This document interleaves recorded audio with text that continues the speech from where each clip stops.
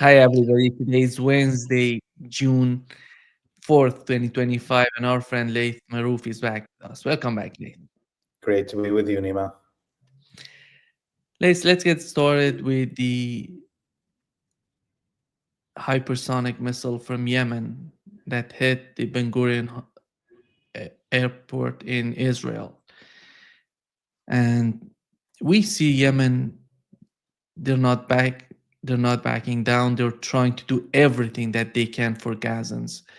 Your take on what is happening with Israel, between Yemen and Israel? Yeah, I mean, the Yemenis just also announced that they have a new hypersonic warhead that can carry multiple warheads in it and avoid basically, being down. This like similar to the Kinzhal of Russia, and this is the only second country in the world now that announces that it has such a weapon. So entering Kinzhal style hypersonic missiles on in this battle would definitely destroy any ability of the Israelis to project through air power. And I think this is what the Yemenis are trying to do. They're trying to end flight over historic Palestine, kind of impose a no-fly zone that is just this time. The only times we hear no-fly zones is when the West wants to genocide some people. Now we can finally hear this no-fly zones being used in a just way. And the majority, as you said, of air carriers have stopped their flights. Over 100 companies, including Air Ryanair, which is the economy flights from Europe. And now the Israelis are having to pay crazy prices to fly in and out, and mainly on Turkish and or Emirati airlines, because those two house slave states are willing to still risk their jets and their pilots and whoever is on these flights for the eyes of Zionism. And as we see now, the only people that are flying in and out of the Zionist colony are hardcore fascists that are going there specifically because they want to participate in the genocide. And this includes all those mercenaries that are being flown in, and these international dual citizens, Canadians, Americans, that are going to participate in the looting of land in the West Bank and or attacks in Gaza. So Yemen is doing the Lord's work. We know that the situation between Israel and Syria is somehow complicated, and the defense minister of Israel said that whatever happens, Al Jolani is responsible for that, and we're gonna do everything to make him understand that. How? What is the complication? What is the main issue when it comes the with the situation between Israel and Syria? Yeah, last night there was multiple Katyusha missiles fired from the foothills of the Golan Heights in the Haitara area, and the Zionists responded by bombarding civilian areas in the Daraa province, close to the border, main border crossing with Jordan. And this is the area that the missiles were fired at the Zionists from was actually area that they currently occupy. It's part of the expanded area that they occupied since the fall of the Assad government. So it's really not coming from the areas that the Wahhabi death squads like HTS are controlling. The other thing is that this is an indication that the Druze mainly population, that is refugees from the areas of the Golan Heights that were occupied in 1967, and now more of them refugees from the areas that were occupied by the Israelis lately, have decided to confront the Zionist colony. And now that it's a free for all, there's just gangs. There's no more state in Syria that could hold back the resistance of the Golan refugees, especially after we saw the slaughter that happened in Jeramana neighborhood south of Damascus city, which the majority of those refugees reside in that area. Now we can see how the militancy is unfolding. And, one thing that happened after the attacks and the Israeli attacks that followed is the American ambassador to Turkey, who also is the special envoy on the file of Syria for the US, was in the Zionist colony and went to the Golan Heights with Israeli defense officials, and were basically watching the area that they are discussing. And we can clearly see why they have chosen the American ambassador to Turkey to deal with this, because Turkey is the puppet master of al-Jolani, and these two vassals, Turkey and the Zionist colony, are vying for influence at the court of the emperor in Washington, D.C. And they have to, what Washington wants is that they share the loot of Syria and not fight of it. But the people of Syria, as we see, are ruining the loot that is being done silently with these resistance actions.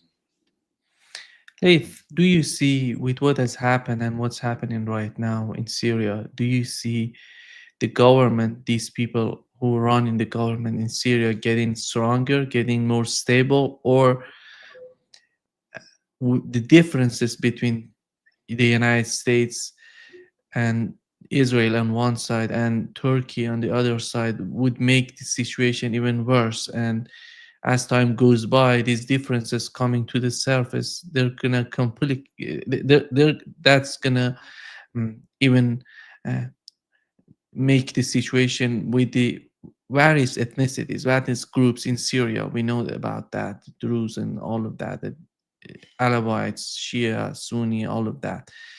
How powerful is the government to bring all these groups together, considering the complexity of the situation in Syria? Yeah, I mean, the Jolani government is not really interested in bringing the Syrian people together. What it's interested in is giving citizenship to all these international Wahhabi death squads that are in the country. And now that already happened. In fact, the United States right now accepted that 30,000 foreign fighters, including Uyghurs and Uzbeks and Chechens, to be part of the Syrian military. And the second in command of the Syrian military is not a Syrian right now also. So this is the top priority for al-Jolani. He wants to make sure that all these bandits and robbers that have controlled different parts of the country can all be brought under his control, and he can manage that. But ultimately, the United States is not interested in maintaining a unified Syria. They want to, continue on this path of chiseling at the social cohesion of the country until it breaks up and becomes chaos, as in Libya, where 10 years, more than 10 years now since the destruction of Libya, and nobody knows where the oil and gas of Libya is going, and nobody knows who's the government, and nothing. And there's constant fighting and troops coming in and out to Sudan and Chad and commit all those war crimes that we see in Sudan, and loot its resources. So the United States would like that this chaos in Syria is managed in this way, so that it can, for instance, spill into Iraq, where they can begin the full looting of Iraqi oil and gas. Iraqi oil and gas is already going into American banks, but the Iraqi government still has control of that money if it begs correctly. The Americans would like it that they can get it for free again. And so this is ultimately what the Americans, the Turks, and the Israelis are doing. And when the day comes when there is no need for al-Jolani and or these foreign fighters, they'll assassinate them just like they assassinated al-Baghdadi before him and Ibn bin Laden, both of them against CIA agents that delivered on their goals requested by their master. And when they ceased to be able to deliver on goals, they were taken out.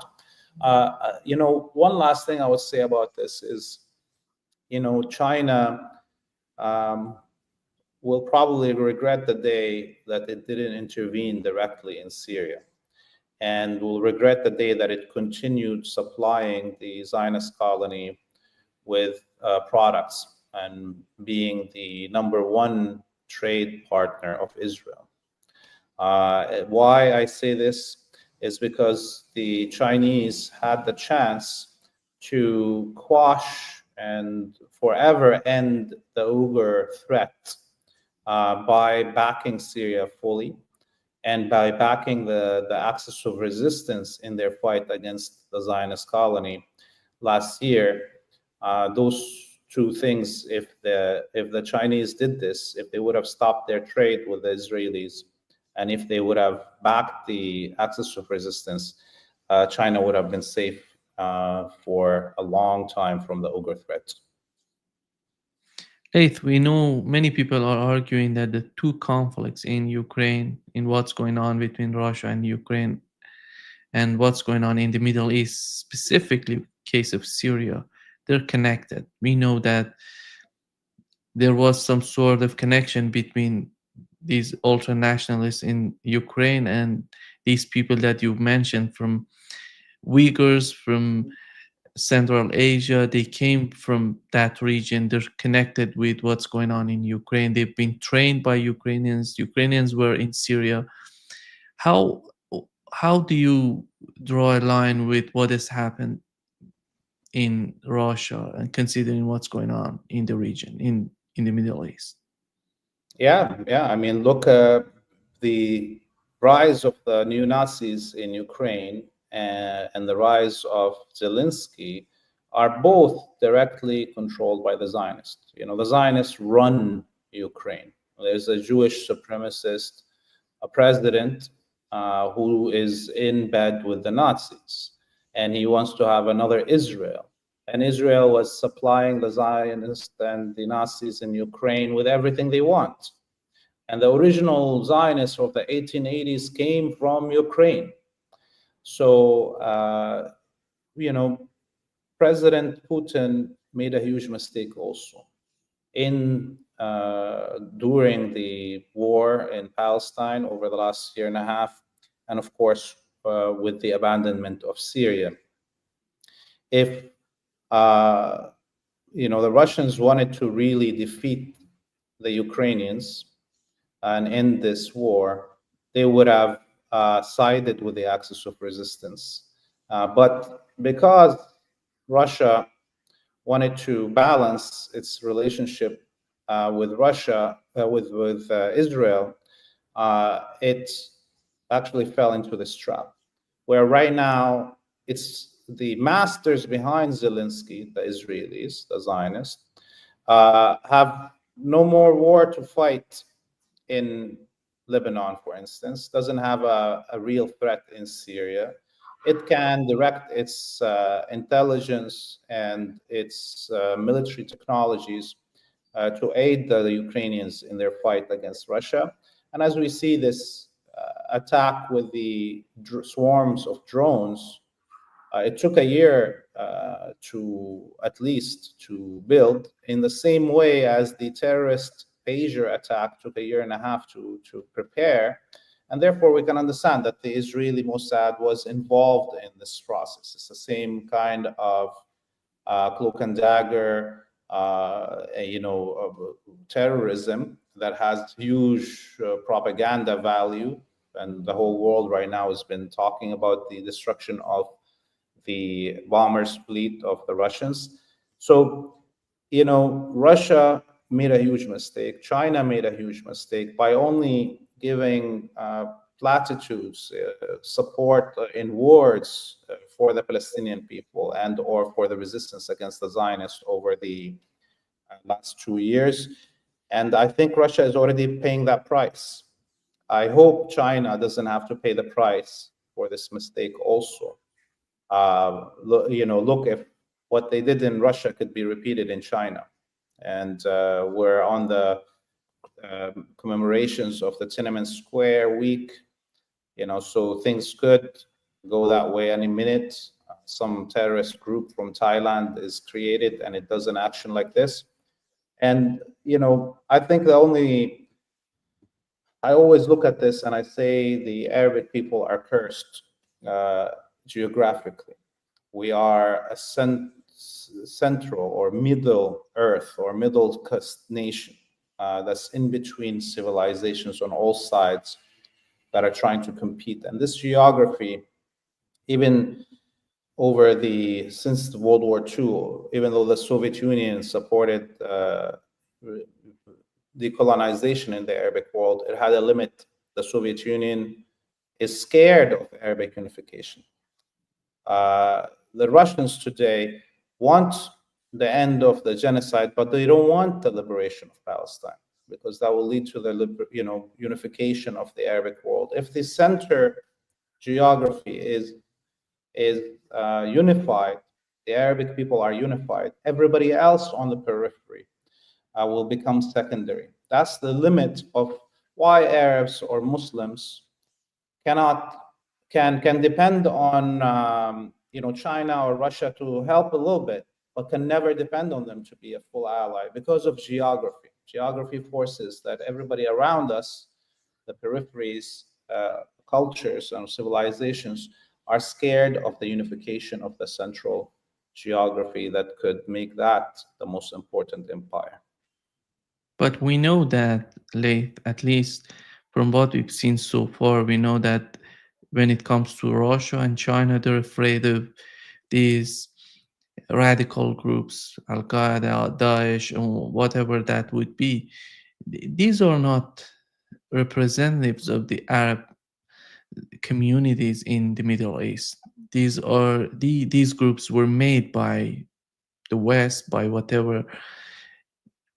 Their concern is, I think, what's happening in Syria is somehow showing how the ultimate enemy of Russia, China, Iran, and the Arab countries, the Arab population of the Middle East, are gathering in Syria and making a new government.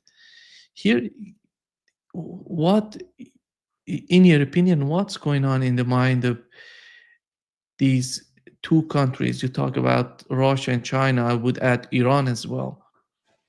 What comes to their mind when they see the way that Turkey, United States, somehow Israel, I don't know, they're doubtful about the government in Syria, are supporting Al Jolani and his people? Yeah, I mean, it's mind-boggling, obviously, to see the Chinese worry about the Uyghur terrorist threat and at the same time have the best relationships with Saudi or the Emirates, who are the main funders of all of these Wahhabi squads. That's the same thing with Russia and their relationship, balancing their relationship between Israel, Saudi, Turkey versus Iran. One country, Iran, and or one axis in the region, the axis of resistance, was against the Wahhabi death squads. The other, the axis of evil, with the Saudis, Emiratis, Qataris, and Israelis, was the ones that's funding all these death squads, invading and attacking and creating terrorist actions in all around the world. So it didn't make sense that the United States and the West sanctions and blockades and stops trade and everything with any member of the axis of resistance, while China and Russia are not willing to cut their relations, cut their trade, cut their business with the axis of evil. So this is where sometimes all this talk about multipolarity is clashes with the reality. You cannot have a multipolar world without the rise of a Arab unification. Okay, a big Arabic country in the middle that balances everybody around it. You cannot have a multipolar world while Venezuela and Cuba are under siege, okay, or Latin American countries are not unified. See, as long as everybody else is smaller than the United States, smaller than the EU, smaller than China, smaller than Russia, the reality of everybody else is just a piece on the chessboard. It's not an actual team that can balance multipolarity. Laith, we had the Lebanese prime minister talking to British media about the situation in Gaza. Here is what he said. Is you wouldn't be normalizing relations without at least a credible pathway to, if not a Palestinian state and a two-state solution, correct? I don't like this idea of pathway. I mean, I would like to see a two-state solution, Israeli withdrawing from occupied territories in exchange for peace, and peace, I mean, will lead to normalization. Or normalization is part and parcel of the peace we, would like to see tomorrow and not the day after. What is he trying to say, in your opinion, and what is the official policy of the Lebanese government right now? Well, he is the puppet of the Saudis, and he's been going back and forth, kissing the ring. And what he's referring to is the Saudi proposal from 2002 of total normalization with Israel in return for full withdrawal of Israel from all Arab territories occupied in 1967. That include the East Jerusalem and the Golan Heights. And that's a proposal from basically, 20 somewhat years ago now, that the reality on the ground has surpassed so vastly. The number of settlers in the West Bank have at least tripled, if not quadrupled, since that day. The territories that Israel occupies of Syria doubled almost. Okay, and so it's just nonsense. And he's talking to CNN Arabia, which is funded by the Saudis.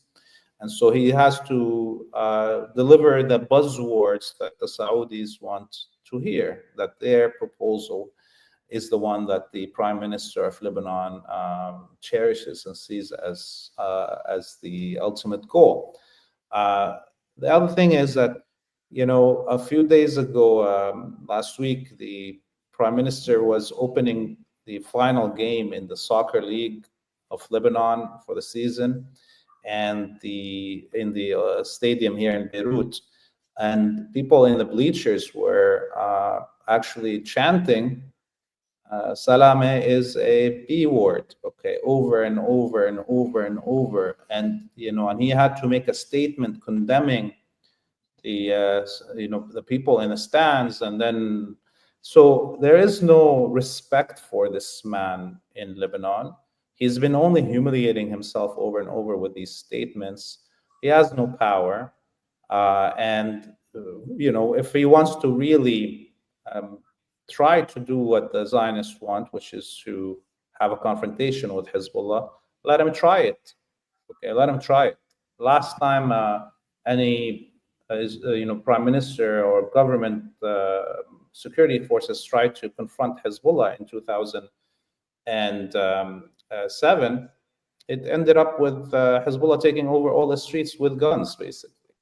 So none of that is going to happen. And this man is also, because he chaired the International Court of Justice case of genocide against the Zionists, he also has more interest to publicly now apologize to his Zionist master because he was somehow involved with their humiliation in the International Court of Justice. He has to be opposite his silent voice at the court. He has to be now as loudly pro-Zionist as possible. When you see the somehow the mainstream media, the people who were supporting Israel, are just asking, inviting Israelis on their media and asking tough questions. Do you think that these sort of somehow changes that are happening is because of ICJ and the decision that is coming? I think it's because the year and a half, almost 2 years of this genocide, the Palestinian people documenting their own genocide, and the masses of humans that shared those videos and made comments across the world has overwhelmed the controlled media. I mean, from day one, it was overwhelmed by the citizen media that was coming out in support of the Palestinian people. But a year and a half into it now, the Western media has lost all credibility. There's nothing that you can hide anymore, and they're having to, just like the officials in their countries. Remember that the position of the UK, France, Canada, and Germany shifted publicly the position of their governments before their own media, just to show you how controlled their own media is. They're all propagandists. So they all waited for their governments to start questioning the validity of the actions of Israel, or saying that they're too far, or hinting to the word genocide, before they, as propagandists, received the order in writing saying, now you can start asking a little bit harder questions. This is how controlled Western media is. And so it's a little bit too little too late. And the overwhelmingly, the actions of the governments of the West is still continuing, supporting the Zionists, sending them weapons, sending them finances, and so on. So it's, as long as how I see this change in the media tactic in the West is another distraction, just like the quote-unquote negotiations for a ceasefire are really a distraction for show, for us to talk about things while the genocide continues to happen. And just like those actions by the Western governments last week, they were, or words, not actions, were all a distraction while the genocide continues. Leith, I think the reality of what's going on in Gaza is somehow hitting each and everyone in the West, in all over the world. That's why they're somehow trying to change their rhetoric. They're trying to cite what's going on a little bit, even what's going on in Gaza. What is the latest news on the aids going to Gaza, and how much of the aids are getting in? Zero. I mean, the aid that is supposedly coming in is coming to this Mossad front company that is employing American mercenaries and local Palestinian mercenaries that are wanted for crimes. And we see how these aid distribution points became kill zones, right? I mean, I read somebody, I can't remember who, tweeted saying, how is this different than telling Jewish prisoners in Auschwitz that they can go take a shower and then gassing them? How is it different than telling Palestinians, come and there's food here, and then shooting them? It's not. So it's another version of genocide. Another tactic of it is, it's one of the most disgusting things that we've seen. The Zionists continue to bombard civilian areas. This morning they bombed a school in South Gaza, where in the schoolyard all of it was full of tents, and they bombed the tents, 15 children and women dead. While all of this is happening, there's continued resistance, and the resistance is very strong still. We saw them yesterday used a drone, Hamas, to drop a bomb on Israeli soldiers. The Israelis admitted that there's 3 casualties. They're not telling us dead or injured. There was another attack today in the morning on an Israeli platoon that was trying to enter a house. And then there was a huge battle inside and around tunnels 2 days ago. And the Israeli former Prime Minister Yair Lapid said in Israeli media yesterday that what he knows of is 15,000 Israeli soldiers with amputated legs and or arms. This is 15,000 amputees, and so that shows you how fierce the battle is. Although the Israelis destroyed much of the strip, the resistance is still ongoing and it's not going to give up. We know that the government in Lebanon is trying to do everything to block the aid coming to the southern part of Lebanon and to help people to reconstruct their buildings, their infrastructure. When it comes to the recent visit of Iranian foreign minister to Lebanon, is that going to be facilitated? Are they talking about this? Well, Iran has been offering to help in the reconstruction from day one of the ceasefire. So was Iraq and Algeria.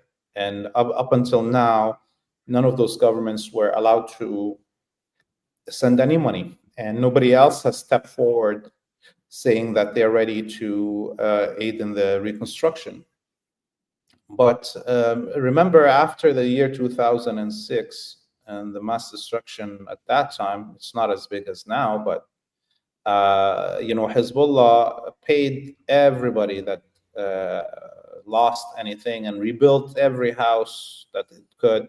And still the Lebanese government went ahead and created like a fund with the tripartite French, German, British to rebuild Lebanon, and borrowed billions of dollars. None of it went to anybody that actually lost anything, because the Hezbollah actually already paid people, and that money basically disappeared. And so there's a lot of business in reconstruction, even if it's imaginary. And so the enemies of the axis of resistance, the enemies of the people of Lebanon, will try to make a killing out of this process. And so they're not interested in governments just giving money. They want loans. They want to be able to loot things, and things not going directly to those who are affected. Last week, we were in the Hula area, and we went to Kafr Kila, and we saw multiple times people that have began reconstruction that were harassed by Ministry of Internal Affairs officials, trying to tell them you have to get permits to even put one shack for the man to be able to come back to his land and farm it. And they're not giving these permits. So we can see how the Ministry of Internal is sending people to the south of Lebanon, not to help in the reconstruction, but to harass anyone that's trying to reconstruct on their own budget. And so, yes, this shows you how much of an anarchist state Lebanon is, and why you need resistance in general, and why the resistance like Hezbollah ends up not only acting as a militia that's fighting an enemy, but also as a semi-state that provides services to the people, where the state itself refuses to provide them as a punishment for its own citizens respecting themselves and loving their own land. Laith, with the government in Lebanon, do you think that we had somehow a new sort of talks between the government in Lebanon and Arab states, and right now the Iranian foreign minister in Lebanon, they're somehow connected with France and European countries. when you see the bigger picture of what's going on with the foreign policy of Lebanon, what do they want Lebanon to be, in your opinion? Do they have any sort of bigger picture, any sort of strategy, or they're just doing some tactical moves in order to achieve something? The current foreign minister of Lebanon is a phalangist. He's a Christian supremacist. He's a supporter of the Zionists. And I think, just reading the tweets at this foreign minister, I mean, there's a lot of hate for the guy. He's been stepping out of line and speaking about internal issues while he's on international visits or media, and speaking down at the resistance and the martyrs and so forth. So I think if there's a chance that there is a return to political assassinations in Lebanon, I think this guy will be like the number one target. Okay. So this is how bad the foreign affairs right now of Lebanon is. The guy has fights with Salami and the president on all the time. This new foreign affairs minister, he's even more extreme than Salami in his kissing the ring of the Zionists. That they're both having a fight because he's not following the broad lines of liberal Zionism that Salami is outlining. And so what I see here is that the Gulf and the Israelis and the Americans and the French were hoping that the mass killing and mass destruction in Lebanon would affect the municipal elections that were supposed to be the first test of the popularity of Hezbollah after the war. And they spent billions of dollars, and they were not able to affect any change in the municipal elections. Therefore, now the Israelis and the Americans in the Gulf, they know that their only point where they can make any political change in the landscape is the next parliamentary elections in a year and a half from now. So you can see how in this year and a half, if there's no war on Lebanon again, that the West and all its vassals would want to make life harder and harder in Lebanon, less money, less economy, less trade, and create more and more chaos, to the point where maybe in their mind, people that support resistance will say enough and they'll vote for somebody that the West likes. But I don't think that's going to happen, because anyone that supports resistance supports them from a conviction that their life will be worse under Zionist rule. And all we have to do is look at what's happening in Syria now. We know that the situation with the talks between Iran and the United States on nuclear program of Iran is somehow getting much more complicated than we expected before. Here, we had Donald Trump going to Saudi Arabia, UAE, and Qatar. I would assume that one of the main topics that they were talking about was the situation with Iran, that they're not happy. They don't want a war in that region. They know how devastating that war can be for their economy, for this, for the sort of the I don't know, the sort of economy that they have, they're trying to manage in Saudi Arabia, Qatar, and other countries. But how do you see the pressure of these countries, Arab states, going to Washington? Do they have any sort of leverage with all that spendings? They're gonna pay for this and that. They're gonna make Donald Trump happy with his visit in the region. How is that going to balance or somehow counter the pressure from the Zionist lobby in the United States and play out ultimately with the case of the nuclear talks between Iran and the United States? In January, when Trump took power, he was coming on a wave of high for the Zionists. They've just assassinated the leadership of Hezbollah and the mass bombardment. Syria fell, and they were going on a roll. They wanted to go destroy Yemen and then finally attack Iran. They thought this is what was going to happen. And so the threat level in the vocabulary of the United States was very high. And then they went to attack Yemen, and Yemen almost sank nuclear-powered aircraft carriers. And the United States decided that it's not going to use its military bases in the Gulf region so as to not put the oil and gas trade of its vassals in under threat. And given that the U.S. wasn't going to use those air bases to attack Yemen, it's clear they will not use them to attack Iran. And given that Yemen is capable of sinking aircraft carriers, therefore Iran is capable of sinking aircraft carriers too. And that leaves the United States in a very small, narrow attack options.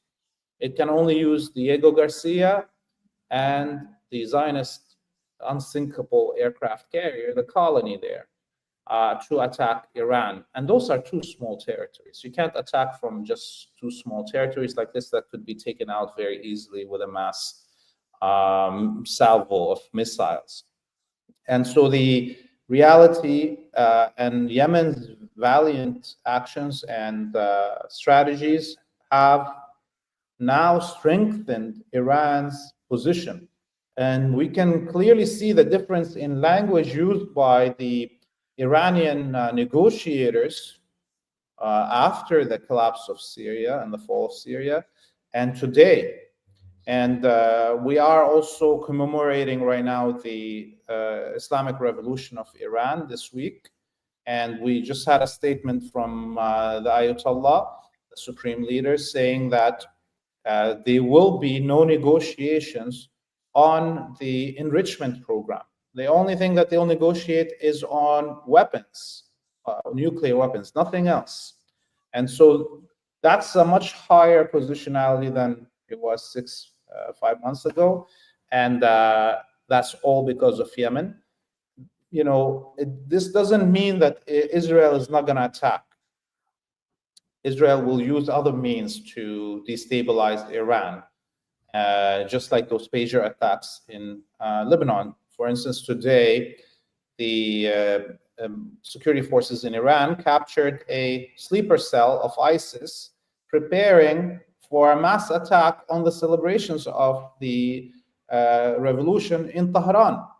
And so we will see an increase of those things. We may see things like what happened in Russia, some trucks with drone swarm. If the Israelis cannot attack from the outside, all what we're seeing right now about the use of AI and the use of drones, those are going to increase as the Israelis get more desperate. They will get more creative and more diabolical in their attacks. So Iran shouldn't, get soft on this, and they should be expecting more and more, undercover attacks like that. Yeah. Just to wrap up this session, Laith, do you feel that the United States and the Trump administration is somehow modifying the policy of the United States in the Middle East, or we are on the same path, on the same sort of, dealing with the same sort of policies that the Biden administration was implementing? It is exactly the same. The objective of the United States is to remain the hegemon in our region, Western Asia, and in the world in general. So whoever comes in as a president has just a slew of options for tactical maneuvers to reach that or maintain that strategic goal. And one of the main things that we see as a difference between Trump and Biden, or the Democrats and the Republicans, is the style of propaganda. The Trump style of propaganda is the reality TV show, Housewives of Mar-a-Lago, I would call it. And the style of the Democrats is that 60 Minutes on ABC, style of propaganda. That's the only difference. But it's still propaganda, and it's still the same cause and the same goals.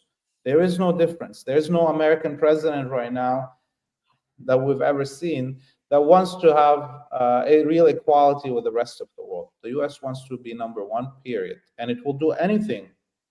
It's just gonna do it, with different fanfare around that action. The action is gonna be done. And the United States would love to attack Iran, okay? But it can't. But that doesn't mean that Iran cannot be destabilized. Another 10 years of this. This is what happened. Look, Syria was a solid state. But 15 years of war and internal turmoil and starvation and so forth breaks up a society. And as we're commemorating the Islamic Revolution today, we are, 26 years, 46 years since the revolution, which means we're at the end of the second generation since the revolution.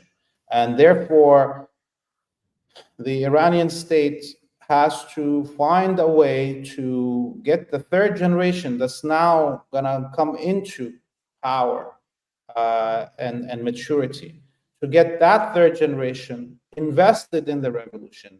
And that's a very hard thing to do if you are in stagnation. Iran has been put under siege and is not the enemies around it are just getting stronger. They're not getting weaker. See, there's no successes outside to change things. So the curse of the third generation that Ibn Khaldun, the philosopher, would tell us about is what any state has to try to surpass. And Iran needs to already be building a strategy to make sure that this third generation does not falter.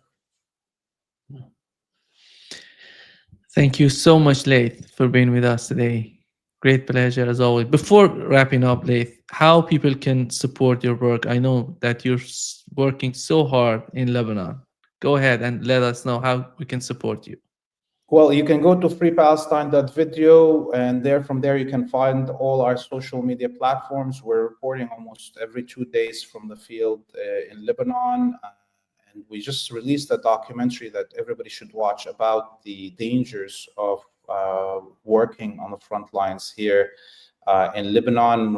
We had with us an international journalist, Courtney Bonu, and we toured areas that nobody has reached before and spoke about the various times our teams and Courtney's teams were also targeted by the Israeli occupation. So please visit the website, watch our content, share it, and donate if you can, because we are 100% viewer supported financially. We don't have any NGOs that we apply to or any governments. So our viewers, our funders, please donate. freepalestine.video is the website.